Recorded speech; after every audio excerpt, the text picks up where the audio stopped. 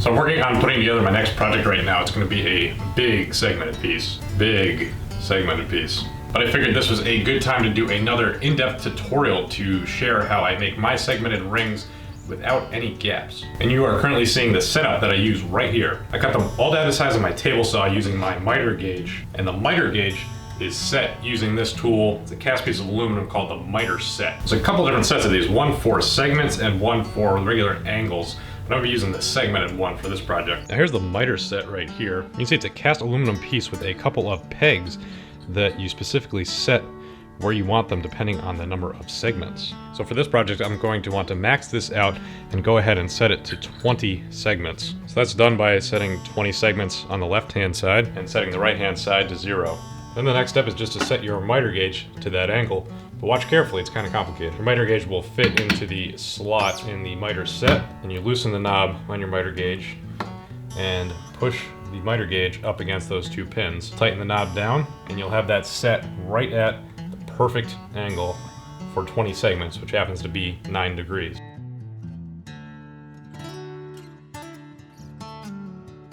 That's it right there. Then you can put your miter gauge in place in the miter slot and go cutting away, cutting your segments. Now instead of relying on the lines of your miter gauge like normal, this will set it in the precise angle that you need to cut the number of segments that you set it at. Even if your line is only off by like 1/10 of a degree, that's gonna add up to a couple degrees over your entire ring, and you'll have a big gap at the end. So just make sure it's done right the first time so you don't end up with gaps in your segmented rings or end up having to glue them up multiple times. Now I'm gonna bring you in and demo this by cutting one ring out for this project. That way I can also show you how I measure out the segments and use these clamps and things over here. And this will be nice and easy to see the ring because I'm using a 2x4 for this project. And it's 20 pieces, but it won't be so bad because I have the best editing. The best editing.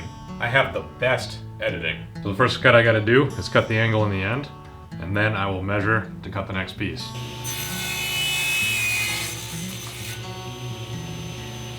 To determine the length of my segments, I have a spreadsheet that I use, and I will post that down in the description if you'd like to use it as well. All I have to do is plug in the number of segments that I want in each ring, along with the diameter of that ring, and it will spit out the length of the segment on the long side, the angle that I need to cut each of the segments at, and the total length of stock that I will need to complete that ring. These are just some notes that I scratched out, but this ring here is going to be 3 3/16 of an inch. To mark this out, I'm going to use my wood rule. I particularly like using this for high accuracy with shorter measurements. I'm just going to make sure I'm measuring from the long side.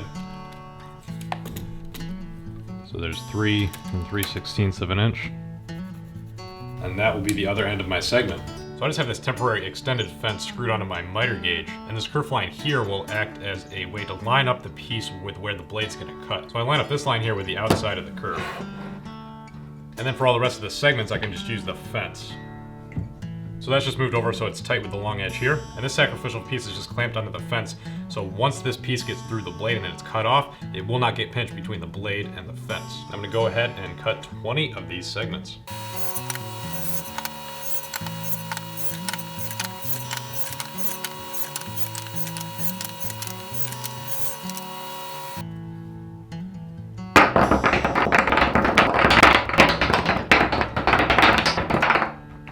Alright, I made a few more than 20, but that doesn't matter because I make the rules around here. Let's do a dry clamp up with 20 of these to see how we did.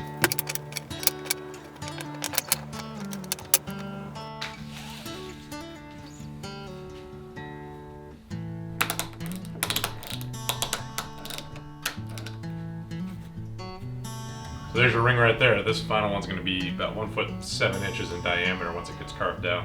For this particular project, this is a small ring. They're going from about 1.5 feet in diameter up to 3 feet. If all the stars align for my schedule like I'm hoping, that should be out tomorrow. So definitely check back and see what this is all about. But there's my process for making perfect segmented rings every time. Use the miter set to set up my miter gauge on my table saw, and then I will glue up the joints and clamp them tight with a strap clamp if they're unreasonably large like this. Or normally I will use pipe clamps or even blue tape. You can see that in some of my previous turning videos. But if you are interested in trying this out for yourself, I will link the miter set down below. Full disclosure, that is an affiliate link. I have a working relationship with these guys because I love the product so much. If you buy through that link, I will get credit for it and get a little bit of kickback. Just helps me keep things going here in the shop. And for that awesome spreadsheet that I put together to determine the length of the segments in my rings. I will upload that on my website and include a link for that down below as well. That should be all the info you need. I'm gonna go get to gluing all these rings up. I'll see you next time, especially for this build video tomorrow. It's gonna be good. Thanks.